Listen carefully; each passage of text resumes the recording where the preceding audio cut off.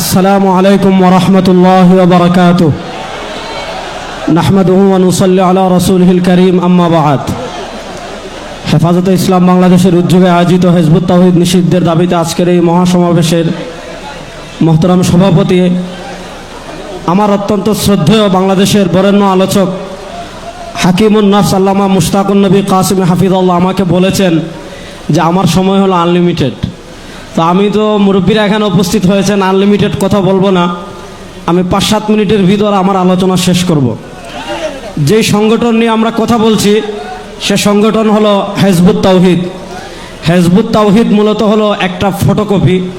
এই ফটোকপিটা আসছে পাকিস্তানের এনায়েতুল্লাহ মাশরিকির তাহরিকে খাকসার থেকে। এনায়েতুল্লাহ মাশরিকি যখন তাহরিকে খাকসার প্রতিষ্ঠা করেন, তাহরিকে খাকসার প্রতিষ্ঠা করার পর এনায়েতুল্লাহ মাশরিকি কিছু কিতাব লিখে আত-তাযকিরা লিখেছে, তার একটা কিতাব আমাদের কাছে আছে। মৌলভী কা গলত মজহব একটা কিতাব, আরও অসংখ্য কিতাব লিখেছে। যেই কিতাবের পাতায় পাতায় পাতায় পাতায় পাতায় পাতায় কোরআন বিরোধী, ইসলাম বিরোধী, দিন বিরোধী, শরিয়া বিরোধী কথা ছিল। আমাদের আকাবিরে দেওবন্দের অন্যতম মুফতি মোহাম্মদ শফি রাহিমাহুল্লাহ তার সকল কুফরি বিষয়গুলো জমা করে এনায়েতুল্লাহ মাশরিকির কাছে চিঠি লিখেছিলেন যে তোমার এই বক্তব্যগুলো তুমি ব্যাখ্যা করো অথবা তুমি এই শিরিক কুফরি বক্তব্যগুলো থেকে প্রত্যাহার করো।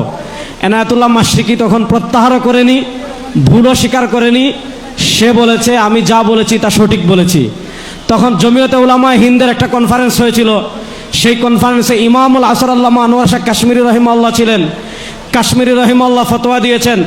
শেখুল আরবি ওয়াল আজম সৈয়দ হুসাইন আহমদ মাদানী রহিমাল্লাহ ফতোয়া দিয়েছেন। হাকিমুল উম্মত আল্লামা আশরাফ আলী থানভী রহিমাল্লাহ ফতোয়া দিয়েছেন। মুফতিউল হিন্দ মুফতি কেফায়েতুল্লাহ রহিমাল্লাহ ফতোয়া দিয়েছেন। শুধু দেওবন্দি গণনার আলেমরা না, বেরলভী গণনার আলেমরা ফতোয়া প্রকাশ করেছিলেন। শুধু বেরলভী গণনা না, আফগানিস্তানের উলামা একরাম ফতোয়া প্রকাশ করেছিলেন। শুধু আফগানিস্তানের উলামা একরামের নাম, মিশরের উলামা একরামের কাছে এনায়েতুল্লাহ মাশরিকির বক্তব্যগুলো পেশ করা হয়েছিল। সারা পৃথিবীর উলামা একরাম ঐক্যবদ্ধ ফতোয়া দিয়েছিলেন যে এনায়েতুল্লাহ মাশরিকি যে বিষয়গুলো বলেছে, লিখেছে, এই বিষয়গুলো যারা বিশ্বাস করবে, ধারণ করবে, ইসলামে থাকার কোনো সুযোগ নাই, সাথে সাথে ইসলাম থেকে বের হয়ে যাবে। ওই এনায়েতুল্লাহ মাশরিকির শিষ্য ছিল বাজিদ খান পন্নী। তো বাজিদ খান পন্নী তার নিজের কোনো গবেষণা নেই। সে কি করেছে, ওই এনায়েতুল্লাহ মাশরিকির আত-তাযকিরা থেকে, এনায়েতুল্লাহ মাশরিকির মৌলভী কা গলত মাযহাব, এ সকল বই থেকে কপি পেস্ট করে সে যা বই লিখেছে এগুলাই যোগ করেছে। আমি 2-4টা প্রথমে আকীদা বলি, তারপর হিজবুত তাওহীদকে নিষিদ্ধ করার কথা কেন সেটার একটা যুক্তি দিয়ে আমি আলোচনা শেষ করব। হিজবুত তাওহীদের সবচেয়ে ভয়ঙ্কর যে জঘন্য আকীদা সেটা হলো, হিজবুত তাওহীদের কথা হলো রাসূলুল্লাহ ইসলামের ইন্তেকালের 60-70 বছর পরে পৃথিবীতে ইসলাম বিকৃত হয়ে গিয়েছিল। ইসলাম বলে পৃথিবীতে 1400 বছর আর কিছু ছিল না। মুমিন মুসলিম বলে পৃথিবীতে আর কেউ ছিল না। ওই 1400 বছরে যা ছিল সব নকল ইসলাম। আর 1400 বছর পরে ইলহামের মাধ্যমে, মুজিজার মাধ্যমে বাজিদ খান পন্নী ওই মরা ইসলামকে আবার জিন্দা করছে। দেখেন, আমার কাছে একটা বই আছে। এই বইয়ের নাম হলো ইসলামের প্রকৃত রূপরেখা। এ বই লিখেছেন ইমামুজ্জামান বাজিদ খান পন্নী। এই বই থেকে 48 নম্বর পৃষ্ঠা থেকে আমি একটা বক্তব্য পড়ে শোনাই আপনাদের।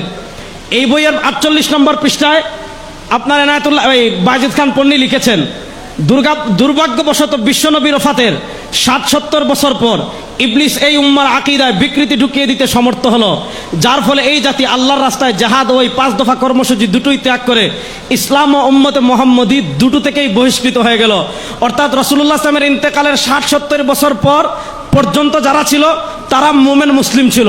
60-70 বছর পর পৃথিবীতে যারা ছিল সব ইসলাম এবং মুমিন দুইটা থেকে বহিষ্কার হয়ে গিয়েছে। এবার একটা ভয়ঙ্কর তথ্য আমি আপনাদেরকে বলি। রাসূলুল্লাহ সাল্লাল্লাহু আলাইহি ওয়াসাল্লাম ইন্তেকাল করেছেন কত হিজরিতে? 11 হিজরিতে। আর বাজিদ খান পন্নীর ভাষ্যমতে 60-70 বছর পর্যন্ত ইসলাম ছিল। ধরলাম 70 বছর, তাহলে 70 আর 11 81 বছর, অর্থাৎ 81 হিজরি পর্যন্ত ইসলাম ছিল। 81 হিজরির পরে ইসলামও ছিল না, মুমিনও ছিল না, মুসলিমও ছিল না। 81 হিজরির পরে যারা সব কাফের। এবার আসেন 81 হিজরি থেকে 110 হিজরি পর্যন্ত। সর্বশেষ সাহাবী ইন্তেকাল করেছিলেন কত হিজরিতে? 110 হিজরিতে।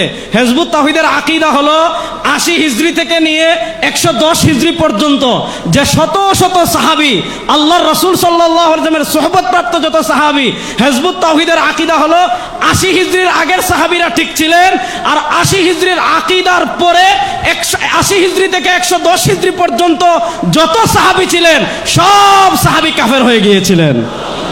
আমরা বলি সব সাহাবা একরামের ঈমান ঠিক ছিল। যারা বলবে সাহাবা একরাম কাফের হয়ে গিয়েছিলেন, আসলে তাদের জন্মে সমস্যা, অন্য কোনো সমস্যা না। আসলে তাদের জন্ম পরিচয়ের সমস্যা, সাহাবা একরামের কোনো সমস্যা নাই। যারা সাহাবা একরামের সমালোচনা করবে তাদের জন্মের সমস্যা, সাহাবাদের কোনো সমস্যা নাই। তাহলে হিজবুত তাওহীদের আকীদার অনুযায়ী শুনেন, 1 নম্বর সাহাবা একরাম ইসলাম থেকে বের হলেন, ইমাম আবু হানিফা ইসলাম থেকে বের হলেন, ইমাম শাফি ইসলাম থেকে বের হলেন, ইমাম বুখারী ইসলাম থেকে বের হলেন, ইমাম আহমদ ইবনে হাম্বল ইসলাম থেকে বের হলেন, 1400 বছরের সকল ইমামগণ ইসলাম থেকে বের হলেন। আমরা বলি না সাহাবা ইসলামের উপর, তাবে ইসলামের উপর, তবে তাবে ইসলামের উপর, ইমামগণ ইসলামের উপর, হিজবুত তাওহীদ ইসলাম থেকে বের হয়ে গিয়েছে। এবার পরের প্রশ্ন বুঝেন, তারা বলে সব ইসলাম থেকে বের হয়ে গেল।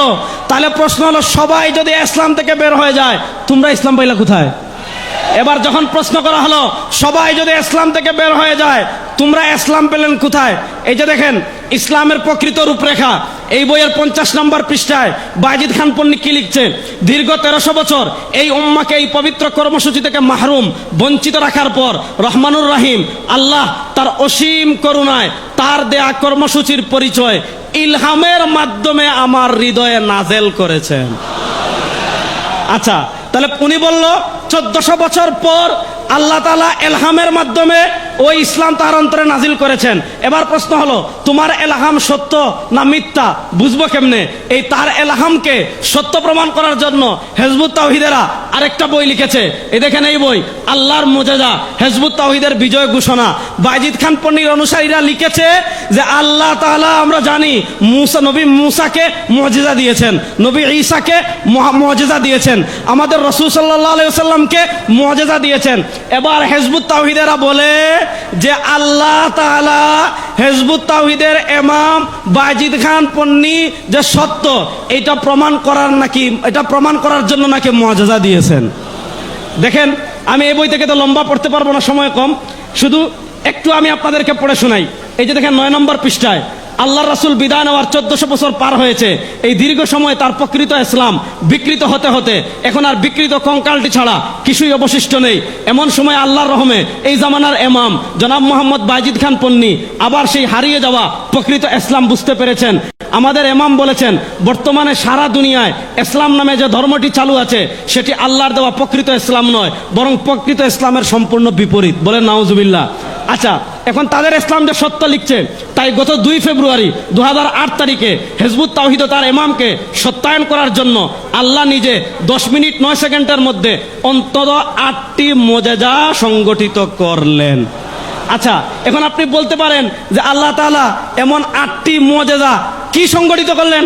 8টা তো আর মুজিজা আমি বলতে পারবো না, শুধু একটা মুজিজা পড়ে শোনাই।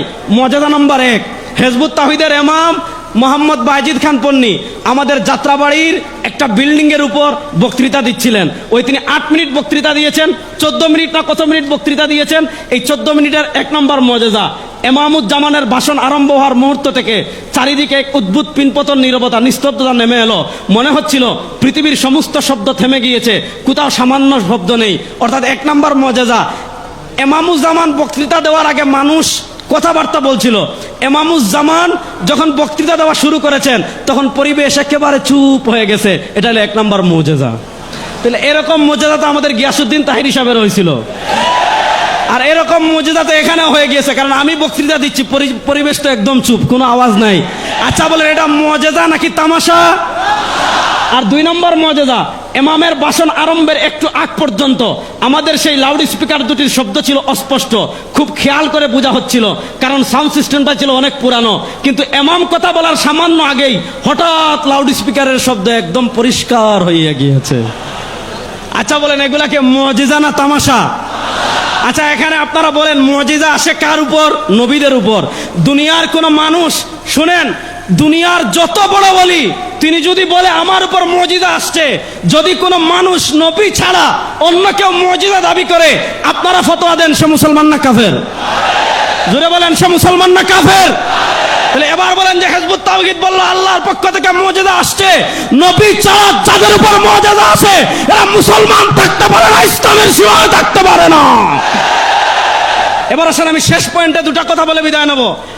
বাংলাদেশে তো কাফেরদের অনেক সংগঠন আছে, আমরা তো ইহুদিদেরকে নিষিদ্ধ করার কথা বলি না। ইহুদিরা তাদের ধর্ম তাদের মতো পালন করবে, খ্রিস্টানরা তাদের ধর্ম তাদের মতো পালন করে। আমরা কাদিয়ানীদেরকে কাফের ঘোষণার কথা বলি, আর হিজবুত তাওহীদকে নিষিদ্ধ করার কথা বলি। হিজবুত তাওহীদকে নিষিদ্ধ করার কথা কেন বলি? কারণ হিজবুত তাওহীদ হলো জঙ্গি সংগঠন। আমি বাংলাদেশের মাননীয় প্রধানমন্ত্রী তারেক রহমান সাহেব আপনার দৃষ্টি আকর্ষণ করছি, হিজবুত তাওহীদের ফতোয়া অনুযায়ী আপনিও মুসলিম না। আমাদের মাননীয় স্বরাষ্ট্রমন্ত্রী আপনার দৃষ্টি আকর্ষণ করছি, হিজবুত তাওহীদের ফতোয়া অনুযায়ী আপনিও মুমিন না। আমাদের এমপি সাহেব এখানে বসে আছেন, কোথায় আসছিলেন আমি শুনেছিলাম, হিজবুত তাওহীদের ফতোয়া অনুযায়ী উনিও মুসলিম না। আমাদের নোয়াখালীর ডিসি তিনিও মুসলিম না। হিজবুত তাওহীদের ফতোয়া অনুযায়ী বাংলাদেশের আইন শৃঙ্খলা বাহিনীর কেউ মুসলিম না, সবাই কাফের। বলবেন হুজুর এটা কেন বললেন? এই যে দেখেন, এই বইয়ের নাম ইসলামের প্রকৃত সালা। ইসলামের প্রকৃত সালা, এই বই থেকে আমি একটা বক্তব্য পড়ে শোনাই। এই বইয়ের 16 নম্বর পৃষ্ঠায় বাজিদ খান পন্নী লিখেছে, মুমিনের সংজ্ঞা, অর্থাৎ মুমিন হওয়ার জন্য শর্তের মধ্যেই আল্লাহ ইমানের সঙ্গে জিহাদ অন্তর্ভুক্ত করেছেন। কারণ দিন প্রতিষ্ঠার প্রক্রিয়ার নীতি হিসাবে তিনি জিহাদকে, কেতালকে, সশস্ত্র সংগ্রাম নির্ধারণ করে দিয়েছেন। জিহাদ ত্যাগ করলে মুমিনের সংজ্ঞার মধ্যেই থাকা যায় না, আর মুমিনের সংজ্ঞার মধ্যে না থাকলে অবশ্যই হয় মুশরিক কিংবা কাফের। অর্থাৎ বাজিদ খান পন্নী বলেছে যারা জিহাদ করে না তারা কাফের, তারা মুমিনই না। এই বাজিদ খান পন্নীর ফতোয়া অনুযায়ী সবার আগে কাফের হইল ইমামুজ্জামান সেলিম। কারণ আপনারা বলেন সেলিম কোথাও জিহাদ করেছে? সেলিমের বউ কোথাও জিহাদ করেছে? হিজবুত তাওহীদের কোন সদস্য কোথাও জিহাদ করেছে?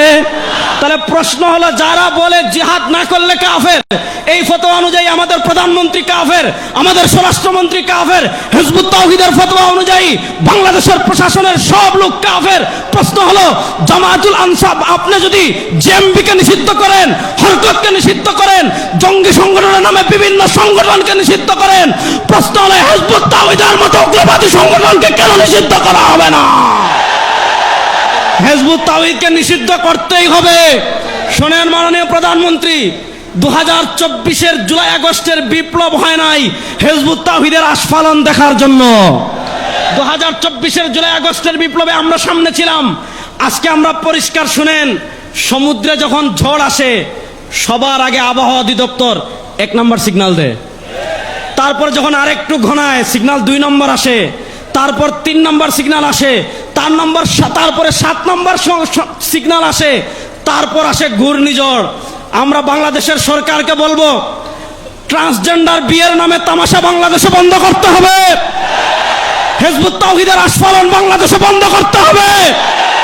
কাদিয়ানীদের আস্ফালন বাংলাদেশে বন্ধ করতে হবে। সাহাবা সমালোচকদের আস্ফালন বাংলাদেশে বন্ধ করতে হবে।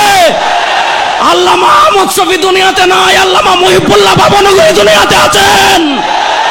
আল্লামা জুনায়েদ বাবুনগরী নয়, তার উত্তরসূরিরা এখনো বাংলাদেশে আছে। আজকে নোয়াখালীতে আল্লামা মুশতাকুন নবী সহ নোয়াখালীর উলামা ইকরামের নেতৃত্বে সিগন্যাল নাম্বার 1, তারপরে আসবে সিগন্যাল নাম্বার 2, তারপর আসবে ইনশাআল্লাহ ঘূর্ণিঝড়। হিজবুত তাওহীদ নিষিদ্ধ হওয়ার আগ পর্যন্ত ইনশাআল্লাহ আমাদের বড় রাজ্যে কর্মসূচি দিবেন, প্রস্তুত আছেন তো সবাই ইনশাআল্লাহ? নারায়ে তাকবীর, নারায়ে তাকবীর।